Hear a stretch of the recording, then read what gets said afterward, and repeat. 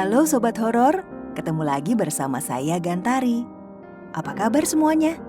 Semoga yang menonton video ini diberikan selalu kesehatan, kesuksesan, dan kebahagiaan ya. Amin. Apakah ada Sobat Horor di sini yang tahu tentang Alas Roban?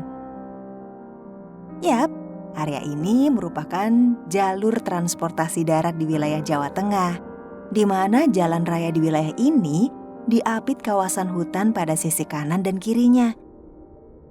Area ini memang sih dikenal cukup angker, dikarenakan banyak kisah mistis dan supranatural yang dikisahkan orang terkait kawasan ini. Sejumlah tragedi kecelakaan yang terjadi di kawasan Alas Roban membuat keangkerannya semakin tersohor. Dikutip dari berbagai sumber, supir bus dan warga sekitar konon sering loh melihat makhluk astral di jalur lalu lintas kawasan hutan ini. Nah, kali ini saya akan membawakan sebuah cerita yang berhubungan dengan tempat ini. Tanpa banyak basa-basi, yuk mari kita simak kisahnya. Kita buka gerbang horor sekarang.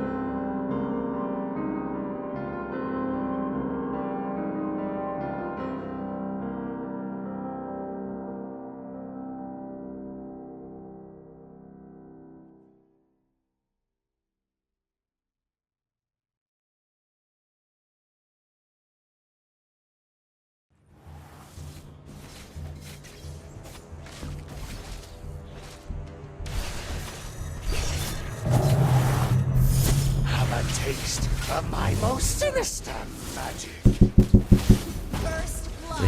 Kamu udah tidur? Belum Pak De. Nggak apa-apa kok. Kenapa Pak De? Gini Le, Pak De minta tolong buat kamu berangkat ke Batang sekarang ya, buat jemput Mbak Marina.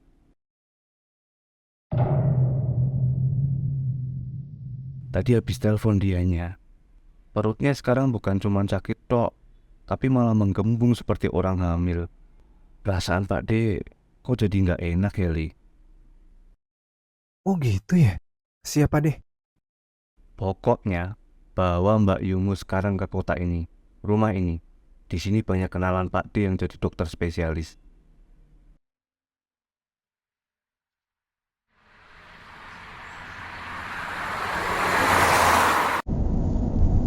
Cowok ini adalah Johan. Dia sekarang tinggal di rumah Pak D-nya, Pak Jaya, di Semarang. Karena berkuliah di kota tersebut.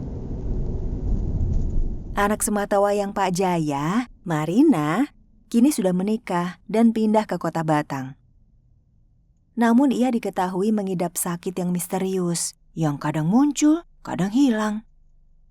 2 hari sebelumnya, Pak Jaya mengunjungi Marina, tapi katanya sudah terlihat membaik. Namun hari ini secara tiba-tiba, lagi-lagi sakitnya kambuh. Karena itu Pak Jaya berpikir jika sebaiknya Marina dibawa saja ke Semarang untuk dirawat. Lah, Mas Tommy suaminya bagaimana Pak De? Sempuh. Ngerawat istrinya juga ogah-ogahan gitu. Sekarang malah keluar kota. Alasannya nyari pengobatan alternatif. Ngawur tenalan gue. Udah dari dulu Pak De tuh gak suka loh sama dia. Tapi ya piye, Mbak Yunu tuh cinta mati sama dia. Gak tahu alasannya apa.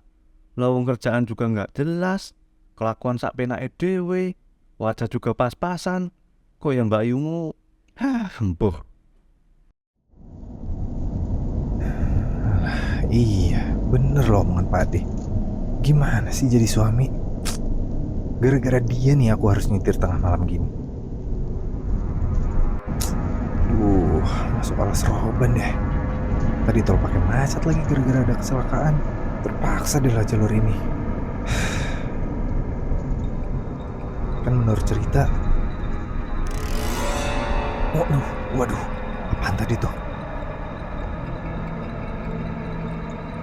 Udah lah Han. Nggak usah nengok kanan, nggak usah.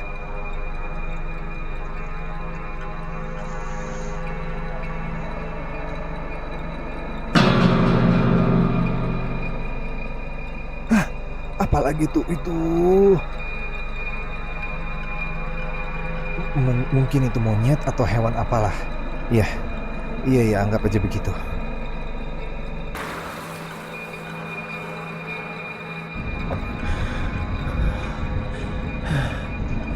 Nyetel radio atau musik aja kali ya, biar vibes nggak serem kayak gini. Dwiko Rita Karnawati mengatakan, fenomena udara panas yang terjadi di Indonesia belakangan ini. Tuh gue gak punya uang, gue suka aja datang kalau belum di hotel. Atau kalian cari lounge yang mahal, pesan kopi aja 80.000. Si paling genset. Malam ini, dalam podcast horor kita akan membahas salah satu kengerian yang terjadi. Duh, jangan siaran horor. Ganti lagu aja.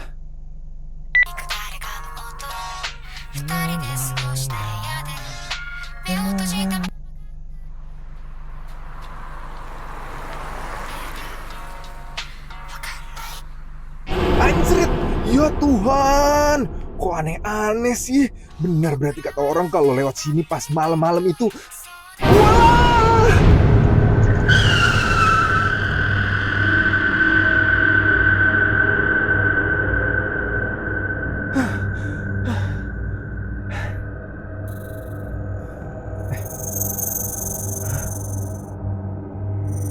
Yohan membelalakan mata.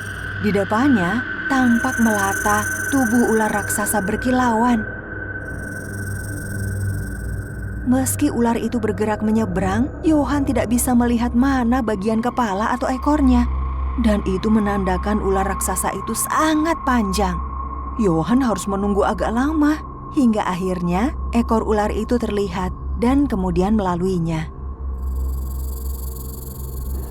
Begitu ular itu menghilang di hutan, Yohan segera tancap gas. Ular, itu tadi ular.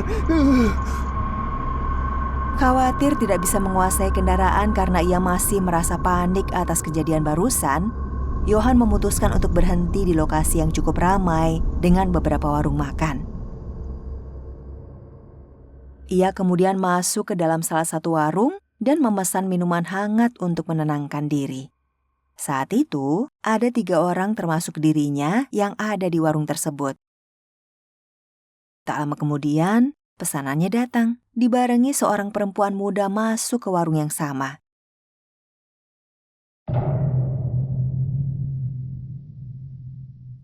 Permisi Pak, maaf, apa jam segini masih ada bis arah Kota Batang yang lewat ya? Waduh, tahu saya jam segini udah nggak ada yang lewat lagi, Mbak. Udah lewat semua. Mbaknya mau ke Batang.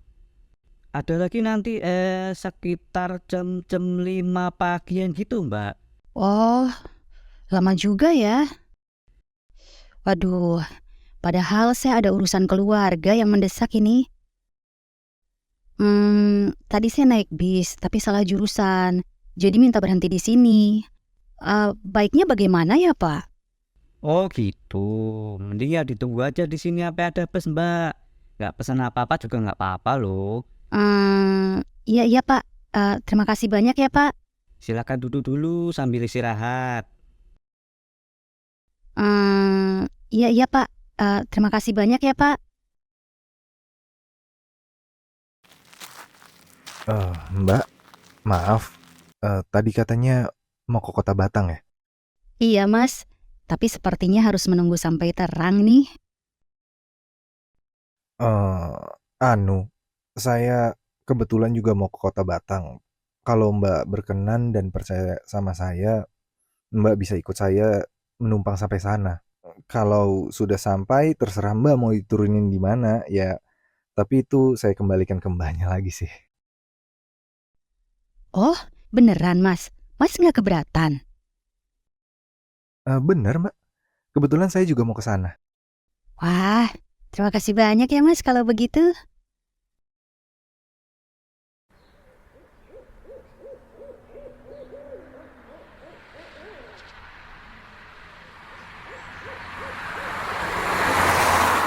Wah, kita belum kenalan nih ya. Nama saya Yohan. Kalau boleh tahu nama Mbak siapa? Saya Kala. Mas Yohan ada urusan keluarga juga. Sampai harus ke Kota Batang dini hari buta? Ya, bisa dibilang begitu sih Mbak. Saya harus menjemput kakak sepupu saya, Marina. Itu anaknya Pak De saya yang sekarang tinggal di Batang, Mbak. Oh, kalau saya sama Pak De tinggalnya di Semarang. Nah, dia sudah menderita penyakit aneh selama beberapa waktu, Mbak. Demam tinggi, ngeluh perutnya selalu sakit. Kadang seperti nggak tahan gitu. Oh, Tapi setiap diperiksa ke dokter, tidak ditemukan penyakit apapun katanya. Sudah ada 4 dokter loh yang memeriksa. Hasilnya sama aja. Baru 2 hari lalu ayahnya menjenguknya karena ia mengeluh sakit lagi. Tetapi sampai di sana, kondisi Marina baik-baik saja. Tapi tadi dia nelfon Pak De lagi, bilang kalau kondisinya memburuk, bahkan perutnya sampai membesar. Tentunya Pak De panik dong ya. Terus meminta saya untuk menjemput Marina untuk dirawat di rumahnya aja. oh gitu. Memangnya dia tinggal sendirian di Batang, Mas? Ada suaminya, Mas Tommy. Tapi kebetulan sedang keluar kota. Katanya cari pengobatan alternatif buat istrinya. Gitu katanya. Oh, ya. Udah hampir sampai nih kita, Mbak. Nanti mau diturunin di mana, Mbak? Atau perlu saya antar ke rumah Mbak? Tidak usah, Mas. Begini saja. Antar saya ke rumah Mbak Marina saja. Nanti gampang. Bisa cari kendaraan umum atau apa gitu. Toh sudah sampai Batang ini. Serius ini Mbak, nggak apa-apa? Iya, nggak apa-apa, Mas. Gini aja, biar sama-sama enak, boleh kita tukeran nomor HP aja. Sehingga kalau ada apa-apa, Mbak bisa hubungi saya. Boleh, Mas?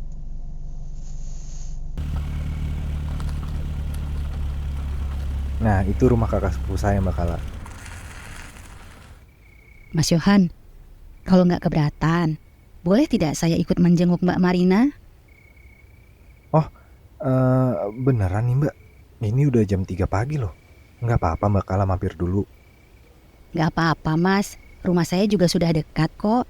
Saya benar-benar ingin melihat kondisi Mbak Marina jika diperbolehkan. Kalau gitu, silakan Mbak. Terima kasih, Mas.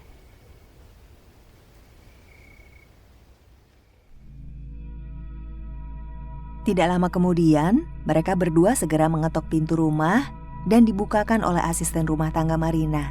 Dengan segera, Yohan menuju ke ruang tengah, di mana ia melihat kakak sepupunya itu terbaring kesakitan dengan perut membesar.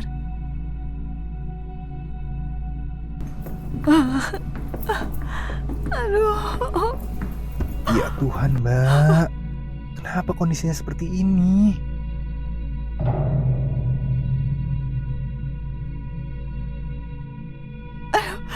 Iya, Han. Aku juga nggak tahu. Aduh, aku ini kenapa Tuhan, Han? Iya sabar ya Mbak, kita langsung aja Mbak. Maaf, Mbak. Ini Kala Mbak, tadi kenal di jalan. Kasihan tersesat di tengah alas roban. Searah jadi saya antar sekalian. Mbak Marina, maaf, saya pegang perutnya ya. Oh, ya.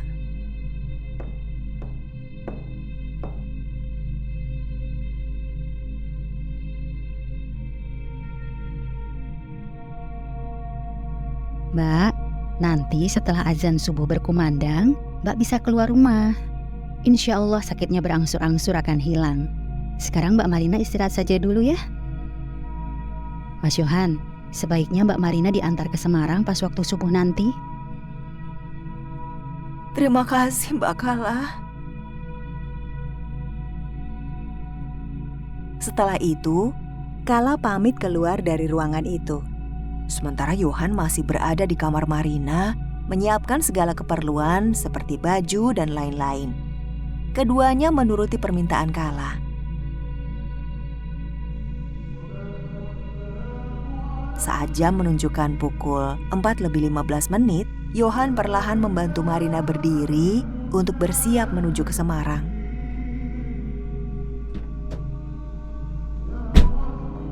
Loh, Begitu mengantar Marina masuk ke mobil, Johan baru menyadari bahwa Kala tidak tampak di mana-mana.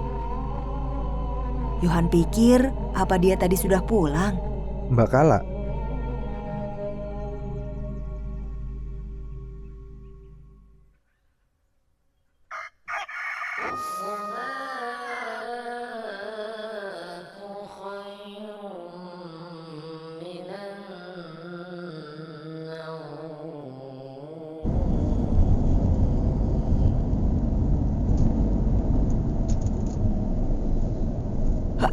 Han, ini kok benar ya? Hah? Apa yang dikatakan Kala tadi? Ini rasa sakitnya perlahan menghilang loh. Bener Mbak? Langsung jadi enakan gitu? Iya, dan ini loh. Ini perutku makin kempes loh, Han. Bener Mbak? Wah, syukur alhamdulillah kalau gitu Mbak.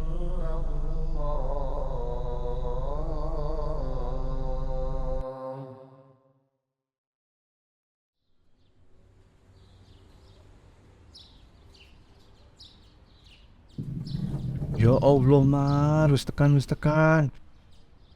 Bu, wis tekan, Bu, Marina, Bu. Iki, Bu. Piye ora apa-apa to? Ya Allah, Bapak iki khawatir banget lho, Mar. Nomor telepon yang Anda putar salah. You have dialed an incorrect number. Loh, nggak bisa. Nomor telepon yang Anda Nomor putar yang aku catat salah. salah. You have dialed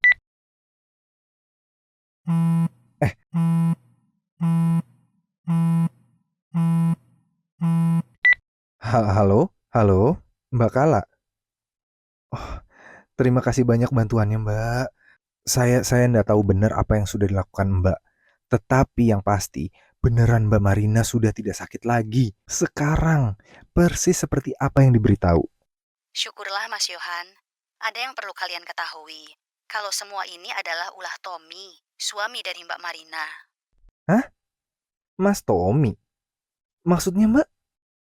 Iya, jadi yang diderita Mbak Marina itu adalah sakit kiriman Mas Johan. Dan pengirimnya ya Tommy.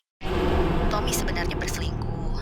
Dan saat ini sedang ada bersama selingkuhannya di kota W untuk memperkuat santet kiriman pada Mbak Marina. Hah? Santet? Iya, tapi jangan khawatir Mas. Santet itu sudah berbalik menyerang si pengirim sekarang. Sebentar. Ini Mbak Kala tahu kebenarannya dari mana ya? Dan Mbak Kala tadi tiba-tiba pergi begitu saja. Kemana Mbak?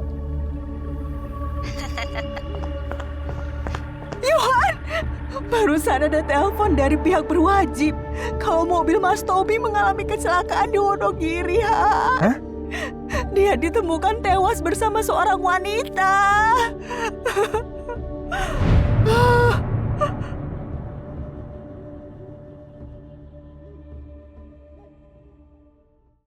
Beberapa bulan telah berlalu. Semenjak itu, Marina sudah tidak merasa sakit lagi. Meskipun ada rasa tidak percaya atas kejadian mistis yang masih misterius ini, keluarga Jaya sudah merelakan semuanya. Hanya saja, di pikiran Johan masih menyisakan banyak pertanyaan yang belum terjawab. Hingga kemudian, pada suatu siang, Semakin dipikir kok semakin pusing. Apa ini semua kebetulan? Sampai sekarang Mbak Kala hilang gitu aja. Coba kalau aku masih bisa ketemu sekali lagi.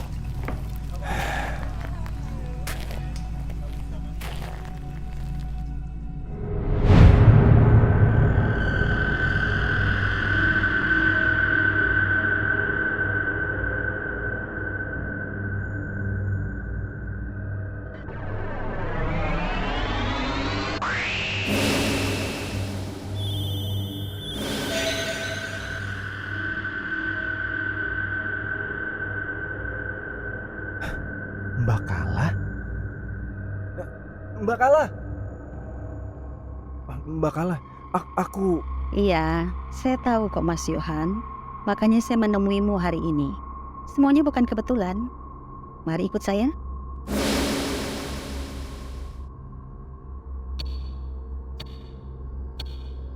Itu Mbak Marina waktu masih kecil. 25 tahun yang lalu, di jalanan yang Mas Yohan lewati tadi, waktu itu Mbak Marina sempat melihat seekor anak ular yang tergeletak kesakitan di jalanan karena terlindas waktu menyeberang. Segera Mbak Marina mengambilnya dan membawa ular itu ke bawah pohon yang ada di sana itu. Tidak ada rasa takut sama sekali. Hanya ada pikiran baik agar si ular selamat dan tidak terlindas lagi. Ular itu adalah salah satu abdi saya, Mas. Hah?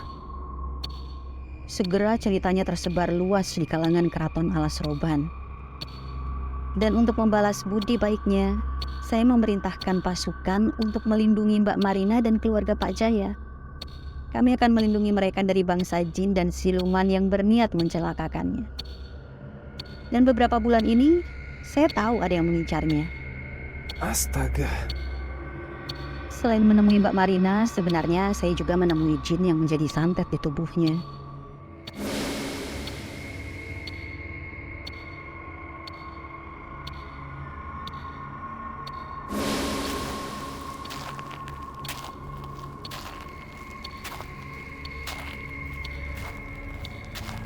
Hei, kamu. Siapa dorongmu? Ampun Gusti Ratu, ampuni hamba. Hamba tidak tahu. Hamba hanya utusan. Mulai detik ini, jangan pernah menyentuh manusia ini dan keturunannya. Inji Gusti Ratu. Sekarang, kembali ke manusia yang mengutusmu. Ambil nyawanya.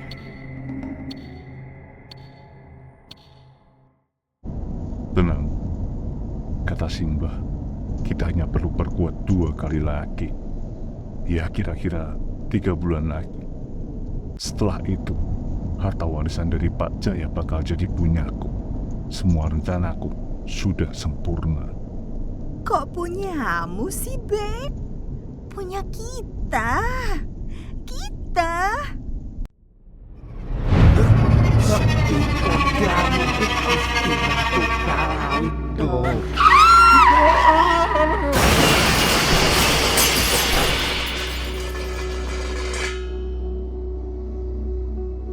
Jadi karena itu kamu mengikutiku dan bertemu langsung. Astaga. Jadi semuanya Mbak Kala itu... Iya Mas Yohan, nama asli saya Kala Windu. Saya Ratu Keraton Gaib Alas Roban. Mungkin ini terakhir kalinya saya bicara dengan Mas Yohan. Jaga Pak Jaya, Mbak Marina dan keluarganya ya.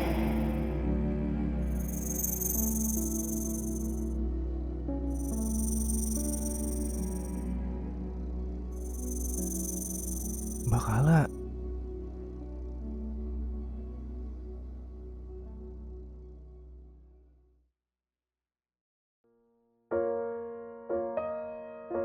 Demikianlah kisah kali ini mengenai Alas Roban, Sobat Horor. Mungkin ada dari Sobat Horor yang pernah dengar atau mengalami sendiri kejadian mistis di sana. Yuk, share di kolom komentar ya. Dan jangan lupa, dukung kami dengan share, like, dan komen sebanyak-banyaknya di video kami, biar kami makin semangat. Atau bisa juga loh traktir kami dengan fitur Super Thanks yang ada di YouTube. Tidak lupa, saya juga ingin mengucapkan terima kasih yang sebesar-besarnya pada